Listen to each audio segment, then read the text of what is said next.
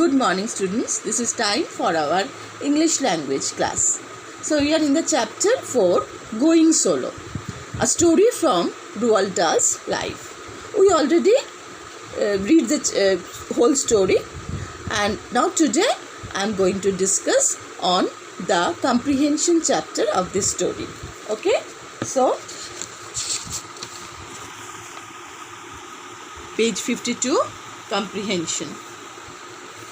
First, read and answer.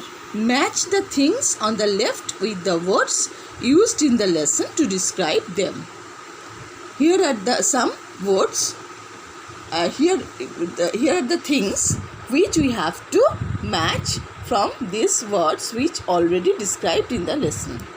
The tiger moth, efficient and acrobatic. And RAF pilot's logbook, formidable. Wilson Airways, domestic. The experience of flying, grand. The narrator's instructors, proficient.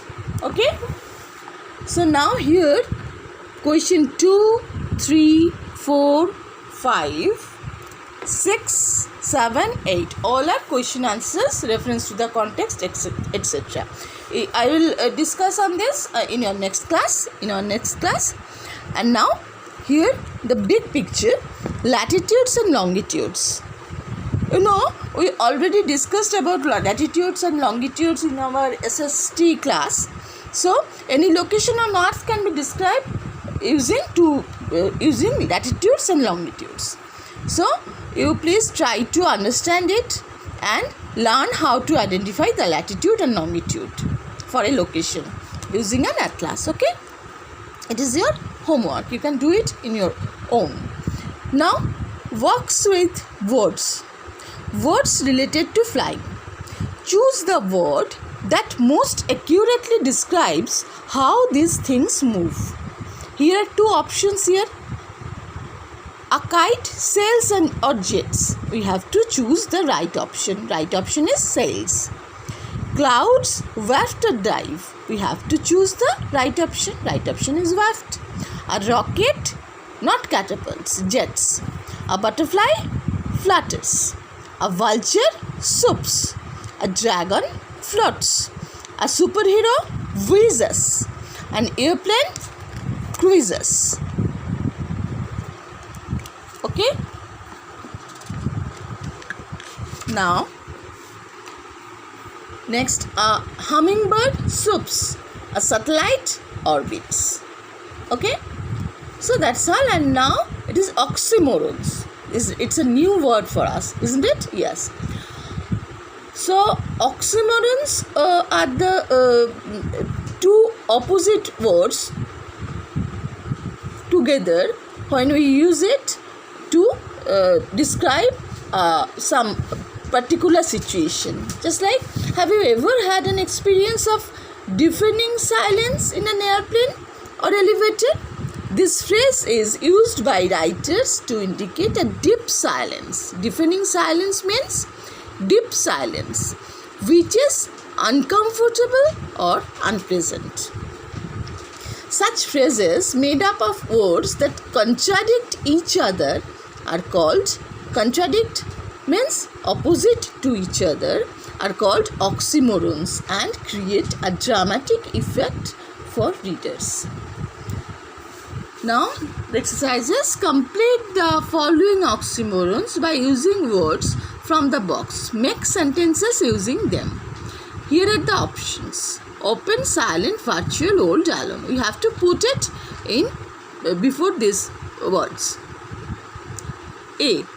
In a crowd. Before it, alone in a crowd. Alone and crowd, two opposite words, but it put together to indicate some particular special position. B. Open, secret. C. Silent, scream. D. Virtual reality. E. Old news. Now, transitive and intransitive verbs. Read these sentences. The bird flies in the sky. Roald Dahl flies an airplane. Here are two sentences. Look at sentence 1. The verb flies is an action without an object. It is a complete action. Flies. Action means it is a doing word, complete doing word. Flies. Okay? Without an object. In sentence 2, the action of flying has an object, the airplane, which is receiving the action. Without airplane, the action word don't have not any meaning. Roald Dahl flies. What flies? Flies an airplane. Here is the complete sentence. So, verbs that take objects are called transitive verbs. Note that sentences that use transitive verbs are incomplete without the objects. Verbs that do not take objects are called intransitive verbs. Sentences that use intransitive verbs have complete meaning without the objects. Now, exercise 1, underline the verbs in the sentences given. Are they transitive or intransitive? Radha is sleeping. It is intransitive verb. The farmers grow cotton. Transitive verb. Why? Because the farmers grow what? Cotton. And then it is grow is here transitive verb. Garima drove fast. It is intransitive verb. I gave my father a birthday gift. Transitive verb. I gave my father. What? I gave my father. It is not a complete sentence. What? A birthday gift. So, it is the object here. It is transitive verb. My smiling. Smiling is a complete action word. So, it is intransitive. My friends and I thought of a plan. It is also transitive verb. Thought here. Thought here, transitive verb. What? Why? Because my friends and I thought. What? They thought of a plan. Here is the object. So, it is transitive verb. Here are some tips which will help you understand transitive and intransitive. You all please read here, and here the direct objects. Answer the questions what or whom. Indirect objects in the IO answer the questions to whom or for whom. Okay. Actually, intransitive verbs can be used alone or have an adverb or adverbial phrase to modify them. And transitive verbs can be followed by two kinds of objects, direct and indirect. Direct on objects answer the questions what or whom, and indirect objects answer the questions to whom or for what. Next, pick the transitive verbs in these sentences. Underline the objects and say whether they are direct or indirect. The teacher told the class a story. Told is the action word here, and it is indirect object, and direct object is a story. I can see a tree from my window. Tree is the direct object and window indirect object. I learnt my lesson. Lesson direct object. The gardener watered the plants. Watered is the action word here, and plants direct object. I cooked a meal. Meal is a direct object here. Next, learn to spell words with CH and TCH. Do you think all the words in these sentences are spelled correctly? There is ketchup in the kitchen. Catch the bottle before it falls.